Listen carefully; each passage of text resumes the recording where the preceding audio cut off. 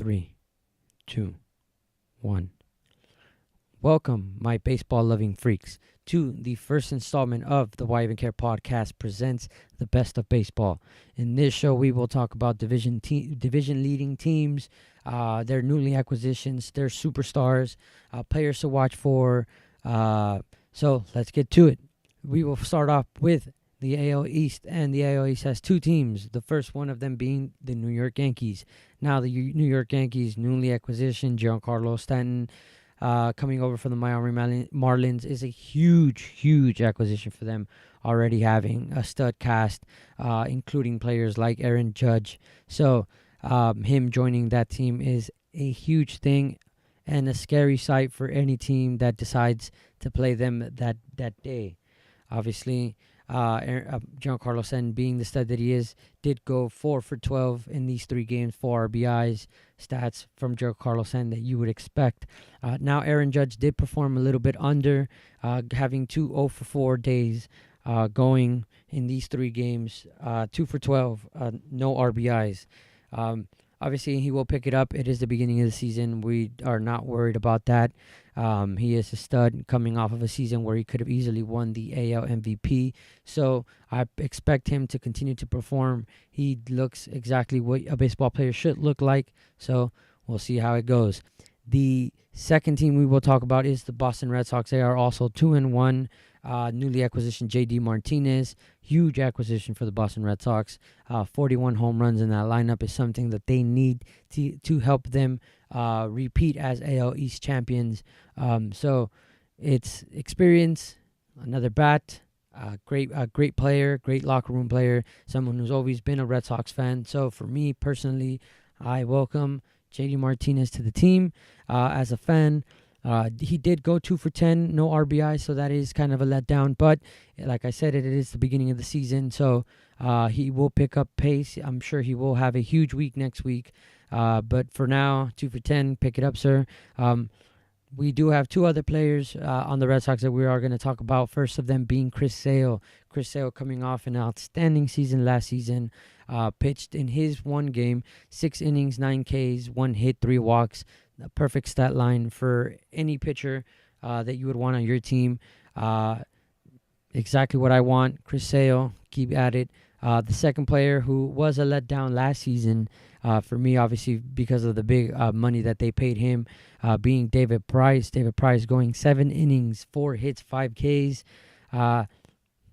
Exactly what you want, 7 innings. Just try not to allow too many hits, too many earned runs. And he should be fine. But David Price doing a lot better, at least at the beginning of the season, compared to how he started off last season. The Red Sox did blow their first game, giving up 6 runs in the 8th inning. Can't pick that up. You can never allow 6 runs in any inning in any game. So pick it up. You guys already know. We will now head to the AL Central, where the Chicago White Sox lead the division at 2-0. Huge first win for them, playing the Kansas City Royals, winning that game 14-7 after trailing 4-0 in the first inning. The player to watch on that team, obviously, they are a little bit more youthful. Matt Davidson going 4 for 7, 6 RBIs in 2 games. That's a big stat line for them. For him, the White Sox coming off both games where they have to have comeback wins. Huge for them. Shows resilience. Shows what a baseball team needs throughout the whole season. Hopefully they can keep this pace up. We'll see how it goes. Now heading to the AL West. The AL West has 2 teams we will talk about today. The first of them being the Houston Astros, obviously your World Series champions from the season before, having a stud cast of baseball players. The main one we will be talking about is Jose Altuve. Jose Altuve going 6 for 11, 2 RBIs. What can you say about him? Consistent, coming off an AL MVP season. He is exactly what you want. Every team should aspire to have a Jose Altuve on their team. Whether you are a bottom feeder team or you are at the top of the division. So hats off to Jose Altuve. They're a strong team. Like I said, bunch of studs. Not worried about them. Great pitching. Now they have Justin Verlander for a whole season, so we'll see if they can repeat. We'll see if they can make it to the World Series. We'll see how they perform. So yeah, the next team we will talk about is the Los Angeles Angels of Anaheim. Now, I don't know why they don't change their name to the Anaheim Angels, but that aside, they are 2-1. They are tied for the lead in the AL West. Obviously, their star being Mike Trout. Mike Trout going 4 for 15, 3 RBIs in 3 games. That's the stat line that you would expect him to have. Maybe a little bit more, maybe 1 or 2 more hits, but performing. The biggest thing for Mike Trout is just staying healthy, being in the lineup every day, consistent, helping them out. So we'll see if he can stay healthy. And the second player we will talk about is Shohei Ohtani. Hopefully I didn't botch that. But the young kid coming over from overseas, being compared to Babe Ruth because he can pitch, because he can hit. Did DH his first game for the Angels opening day. Went 1 for 5. Not much there, but he will pitch today for the Angels against the Oakland A's. So let's see how he does. Hopefully he does fine. When you get compared to Babe Ruth, it is a big deal. So let's see if he could live up to the hype. Obviously, Hall of Famer, it will be hard to live up to it. But if you're being compared to him, that means you must have the skills. So let's see how he does. Now, heading over to the NL, we will start off with the NL East. The NL East has 2 teams we will talk about. The first being the Washington Nationals. Now, the Washington Nationals going 2-0. You would expect that from them. I obviously project them to be atop of the NL in the whole conference, the whole season. They are a consistent team. Bryce Harper being their superstar player. He did go 2 for 6, 2 RBIs, 1 walk in his 2 games. It's something that I expect him to be fine. I expect the Nats to be fine. They're a strong team. They have experience. There really isn't much to say. We would just wait and see how the season progresses, and let's see if they prove everybody right. The second team being the New York Mets. They are also 2-0. The Mets have a bunch of pitching talent. The first one being Noah Syndergaard. Noah Syndergaard going 6 innings, 10 Ks, 4 earned runs. Obviously, the earned runs, you would want him to drop that down. But 10 Ks is something that any pitcher should try to acquire throughout a game. Obviously, strikeouts are hard to come by, especially with batters getting so much better. But Noah Syndergaard performing to what everyone expects him to. The second one being Jacob deGrom.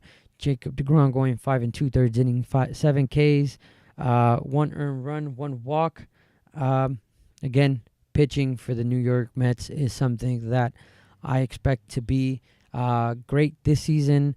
Batting wise, they have a bunch of players that if they win, they're experienced. If they lose, they're old. So take it with a grain of salt. Let's see how they perform throughout this whole season. And maybe we'll talk about it more if they continue to perform. If the batters come alive, we will say they're experienced. They have the right players. If they don't, then we'll just say they're old and they need to rebuild.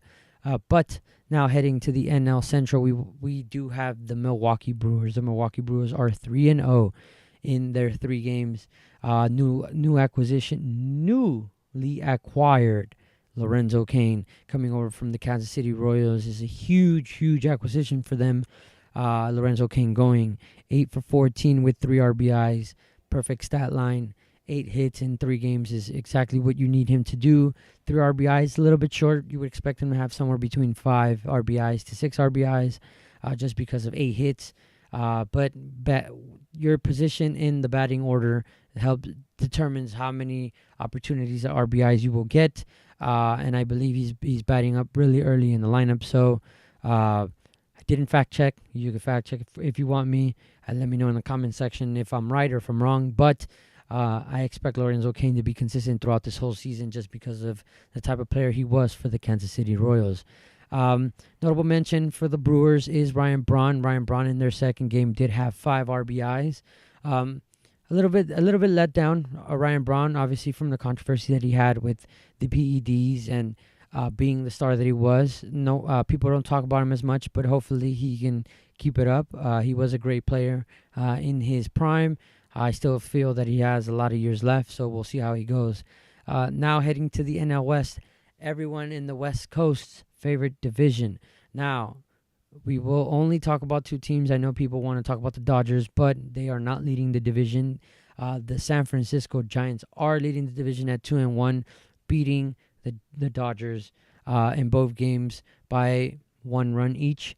Their newly acquired players are Evan Longoria, Andrew McCutchen. For me, Andrew McCutchen is the player to keep an eye on.